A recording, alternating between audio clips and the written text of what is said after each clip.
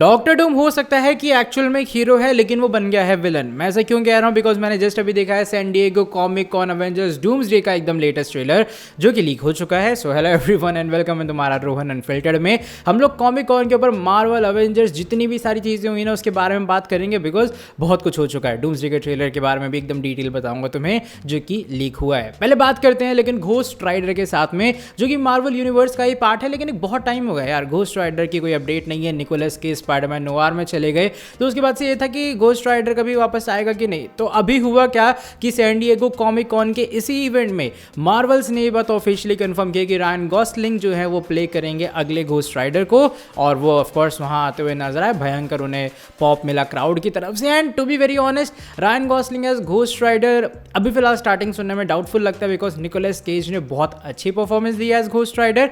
But ये वही बात आ जाती है बैटमैन वाली कि स्टार्टिंग में जब अपना ये रॉबर्ट पैटिसन आए थे तब भी लोगों ने उन पर डाउट किया था एज बैटमैन, लेकिन उस बंदे ने अपने आप को प्रूव किया।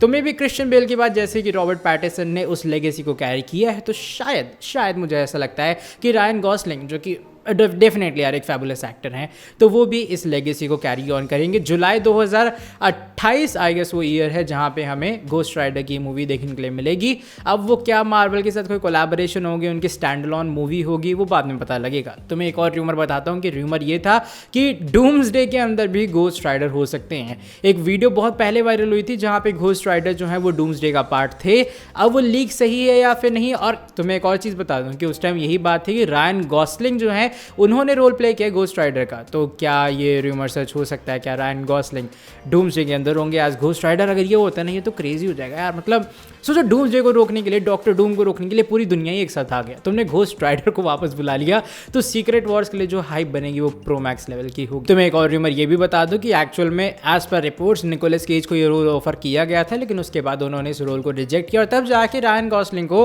As new Ghost Rider cast किया गया है। बात एक और स्टोरी के बारे में करते हैं जो कि सैन डिएगो कॉमिक कॉन से जुड़ी है, क्योंकि ब्लैक पैंथर का फ्यूचर भी सामने आ चुका है। चैडविक बोसमैन के अनफॉर्चुनेटली जाने के बाद एकदम बहुत अनसर्टेनिटी थी ब्लैक पैंथर का क्या होगा, उनकी लेगेसी कैसे कैरी फॉरवर्ड होगी, क्या होगा।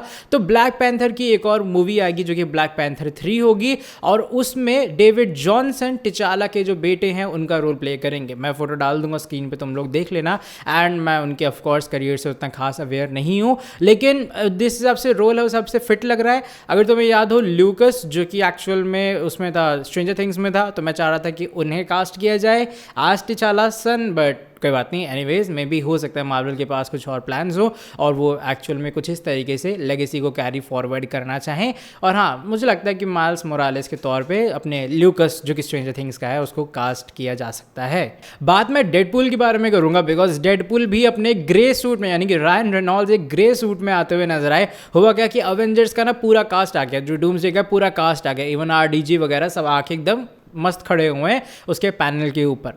अचानक से एक बंदा उठता है ऑडियंस में से जो कि होता है ग्रे डेडपूल, और रायन रेनॉल्ड्स ही एक्चुअल में होते हैं। और वो कहते हैं उनके कुछ सवाल हैं। पहली चीज़ ये कि अपना थॉर रो क्यों रहा था, क्योंकि अगर तुमने डेडपूल वुल्वरीन देखी हो तो उसमें ये पता लगता है कि भैया जो फ्यूचर वाला वो मशीन है उसमें पता लगता है कि थॉर रो रहा है और उसकी गोदी में या फिर कह लो उसके ऊपर डेडपूल लेटा हुआ है। तो वो देख के ऊपर लेटा हुआ है, हाँ मतलब गोदी में लेटा हुआ है, सुन के थोड़ा वियर्ड हो गया था। एनीवेज तो यहाँ पे काफ़ी लोग ऐसा माना था कि मे बी डेडपूल मर रहा है थॉर के सामने, थॉर के हाथों में। तो यहाँ पे ग्रे डेडपूल यही पूछता है कि थॉर रो क्यों रहा था। तो यहाँ पे जो पॉल रीड हैं जो कि एक्चुअल में एंट्रोल का प्ले करते हैं रोल, उन्होंने कहा था कि भाई वो रेक्सम का फैन है जो कि एक्चुअल में एक फुटबॉल क्लब है। तो ये जोक्स अपार्ट, इसके अलावा ये भी कहते हैं कि डेडपूल इसके बाद भी कुछ फोटोग्राफी होगा, क्या तुम लोग कुछ लास्ट मिनट एडिशन करोगे। यानी कि बेसिकली वो अपना रोल मांग रहे थे मूवी के अंदर कि डूम्सडे में आखिरी मिनट में मुझे भी घुसा दो ना, मैं भी ऊपर ही आ जाता हूँ तुम लोग के साथ स्टेज पे।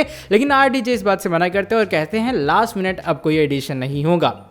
स्टिल इसके बावजूद भी मुझे ऐसा लगता है कि Deadpool Ryan Reynolds definitely part होंगे। तुम जानते हो कि रायन रेनॉल्ड्स प्रमोशन करने में मास्टरपीस बंदा है। मतलब उससे तुम प्रमोशन करवा लो किसी चीज़ का, वो इतना हिलेरियस कर सकता है, वो इतना आउट ऑफ बॉक्स जाके कर सकता है जो कि शायद तुमने कभी सोचा भी ना हो। तो मे बी ये जस्ट एक टीज हो कि शायद एक ग्रे डेडपूल हमें डूम्सडे में देखने के लिए मिलेगा।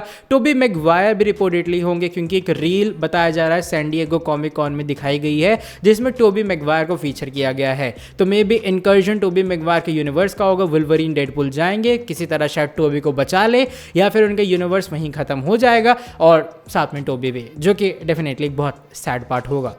अब बात करते हैं सबसे बड़ी चीज़ के बारे में, जो कि एवेंजर्स डूम्सडे का सबसे मस्त वाला ट्रेलर है, या फिर मैं कहूँ ये जो एक्चुअल ट्रेलर उन्होंने रिलीज़ किया था ना अभी कुछ दिन पहले, उससे भी ज़्यादा हाइप कर देगा तुम्हें ट्रेलर, बिकॉज ये ट्रेलर जो है वो फीचर करता है डॉक्टर डूम की कहानी को।